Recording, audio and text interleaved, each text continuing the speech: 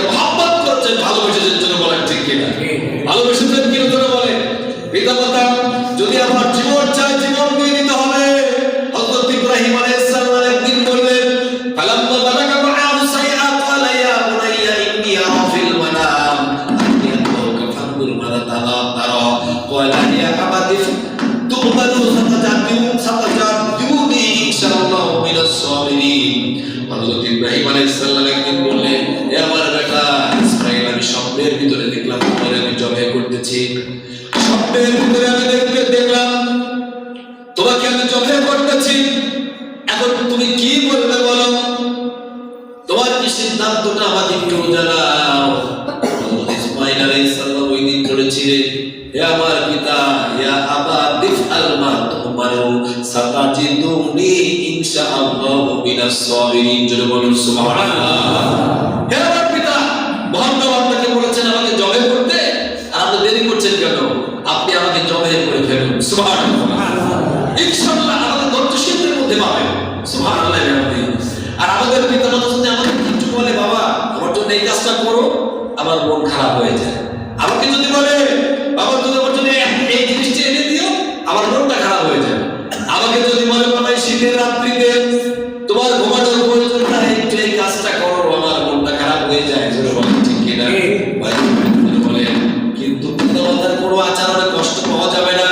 ইসমাঈল আলাইহিস সালাম যেমন পিতার কথা মতো জবে হওয়ার জন্য প্রস্তুত হয়েছিলেন, আমাদের ঠিক ওরকম ভাবে আমাদের পিতামাতার প্রত্যেকটা কথাকে পালন করতে, আমাদের পিতামাতার প্রতিটা কথা কি করতে হবে? পালন করতে হবে, মানতে হবে। পিতামাতার সব কথা যদি আমরা মানতে পারি, পিতামাতার কথা মতো যদি চলতে পারি, তাহলে মহান রব্বুল ইজ্জত ওয়াল জালাল আমাদেরকে অকালীন সফলতা দান করবেন। জোরে বলুন সুবহানাল্লাহ। জোরে বলুন সুবহানাল্লাহ। আর আমরা পিতামাতার কথা যদি মোতাবেক না চলি, পিতামাতার সঙ্গে দুর্ব্যবহার করি, পিতামাতার সঙ্গে খারাপ আচরণ করি, পিতামাতার প্রতিটা কথা যদি আমরা অবাধ্য হয়ে চলি, তাহলে আমাদের পৃথিবীতে কি হবে? বিপদ, আবাদ, মুসিবত আসতে পারে। জোরে বলেন, পারে কি পারে না? জোরে বলেন, পারে কি পারে না? জোরে বলেন। আল্লাহ রাব্বুল আলামিন বলেছেন, খবরদার পিতামাতার কোনো হুকুম তরক করা যাবে কেন যাবে না? আমরা অনেকে কিন্তু বিভিন্ন ভাবে নামাজ পড়ার দোয়াই দিয়ে পিতামাতার খেদমত করি না, করে না। জোরে বলেন ঠিক কিনা? নামাজ পড়ার দোয়াই দিয়ে আমার নামাজের চেষ্টা করছে, বাদুন এই কথা বলবেন, দরকার নেই। আবার অনেকে এরকম আছে, তাবলীগ জামাতের জন্য চলে যাচ্ছে, পিতামাতার খবর নাই। অনেকে বিভিন্ন ধরনের জিহাদের ময়দানে চলে যাচ্ছে, পিতামাতার কোনো খবর নাই। অনেকে ইসলামী আন্দোলনের কথা বলছেন, পিতামাতার কোনো খবর নাই।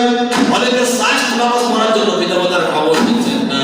অনেকে আওয়ামীর নামাজ পড়ার জন্য পিতামাতার খবর দিচ্ছে না। কিন্তু আমাদের কাজ নফল। জোরে বলেন ঠিক কিনা? জোরে বলেন ঠিক কিনা? জিহাদ ফিসাবিলিল্লাহ, আল্লাহর রাস্তায় মুজাহাদা করা, অর্জে আইন সবসময় না, সব ব্যক্তির জন্য না। কিছু কিছু ক্ষেত্রে একজন ব্যক্তিকে ছাড় দেওয়া হয়েছে। জোরে বলেন ঠিক কিনা? আল্লাহর প্রত্যেকটা ইবাদত অজুহাতের কারণে, বিভিন্ন কারণে আল্লাহ রাব্বুল আলামিন রুখসত দেয়। জোরে বলেন ঠিক কিনা? আপনি অসুস্থ হয়েছেন, আপনার রমজান পালন করার দরকার নেই। আপনি অসুস্থ হয়েছেন, আপনার রমজান পালন করার কোনো প্রয়োজন নেই। আপনি পরে করে দেবেন, আপনার সুযোগ আছে। জোরে বলেন ঠিক কিনা? আপনি অসুস্থ হয়েছেন, আপনাকে কি করতে হবে? আপনি অভাবী যাকাত দেওয়ার প্রয়োজন নাই। আপনি অসুস্থ হয়েছেন, মসজিদে এসে সালাত আদায় করার কোনো প্রয়োজন নাই। আপনাকে অবকাশ দেওয়া হয়েছে। কিন্তু আমাদের সম্মানিত পিতা এবং মাতার খেদমত করা, আমাদের পিতা মাতার খেদমত করা, সদ্ব্যবহার করা আমাদের প্রত্যেকের জন্য সবসময় সর্বাবস্থায় ফরজে আইন। জোরে বলুন সুবহানাল্লাহ। সুবহানাল্লাহ বিহামদিহি। পিতামাতার খেদমত করা কি ফরজে আইন সবসময়। এই জন্য পিতামাতার সঙ্গে আমাদেরকে সদ্ব্যবহার করা যাবে, খারাপ ব্যবহার করা যাবে। তাদের সঙ্গে সবসময় নম্র, ভদ্র, ভালোভাবে কথা বলতে হবে। আল্লাহ রাব্বুল আলামিন সূরাতুল লুকমানের 14 নম্বর আয়াতে কারিমাতে বললেন, ওয়া ওয়াসাইনাল ইনসানা বিওয়ালিদাইহি হামালাতুহু উম্মুহু ওয়াহানান আলা ওয়াহান ওয়া ফিসালুহু ফি আমাইনি আনিশকুরলি ওয়া লিওয়ালিদাইকা ইলাইয়াল মাসীর। সুবহানাল্লাহ। আল্লাহ রাব্বুল আলামিন সূরাতুল লুকমানের মধ্যে বললেন, প্রতিটা সন্তানদের, প্রতিটা প্রতিটা মানুষের তার পিতামাতার সঙ্গে সদাচরণের নির্দেশ দিয়েছেন কে? জোরে বলেন, জোরে বলেন কে? প্রত্যেকটা মানুষকে তাদের সম্মানিত পিতা এবং মাতার সঙ্গে সদাচরণের নির্দেশ দিয়েছেন তিনি কে? জোরে বলেন আল্লাহ নির্দেশ দিয়েছেন যে তোমাদের পিতামাতার সঙ্গে ভালো আচরণ করতে হবে। কেন করতে হবে? কেননা তোমাদের মা হামালাতুহু উম্মুহু ওয়াহনান আলা ওয়াহন, তোমাদের মা তোমাদেরকে পেটে ধারণ করেছে, গর্ভে ধারণ করেছে, এরপর তোমাদেরকে নিয়ে কষ্টের পর কষ্ট করেছে। কি করেছে জোরে বলেন? কষ্টের পর কষ্ট করেছে, আমাদের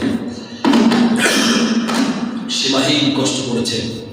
ওই যে পরায় মাকি পিতার শুক্রবিন্দু যেদিন মায়ের রেহেমের মধ্যে প্রতিস্থাপন করা হয়েছিল, এক অন্ধকার আধারে যখন প্রতিস্থাপন করে দেওয়া হলো, ওই দিন থেকে আমাদের মায়ের খাবার বন্ধ হয়ে গেল। জোরে বলেন ঠিক কিনা? খাবার বন্ধ হয়ে গেল। আবার মা ঘুমাতে পারতেন না, অসুস্থ হয়ে যেতেন। আমাদের প্রত্যেকের জোরে বলেন ঠিক কিনা? না, বসতে পারতেন না, চোখের পানি ছেড়ে শুধু কাঁদতেন। খেতে বসেছেন, পেটে লাথি মেরে দিয়েছি, মুড়ি মেরে দিয়েছি। এভাবে একদিন নয়, 2 দিন নয়, 10 মাস পর্যন্ত মা কষ্ট করেছে। বলুন সুবহানাল্লাহ। কষ্ট করছেন আমাদের মা? 10 মাস পর্যন্ত এভাবে আমরা মায়ের পেটের মধ্যে মাকে কষ্ট দিলাম। আল্লাহ এজন্য বললেন ওয়াহানান আলা ওয়াহান, তোমাদের মা তো কষ্টের পর কষ্ট করেছে তোমাদেরকে নিয়ে।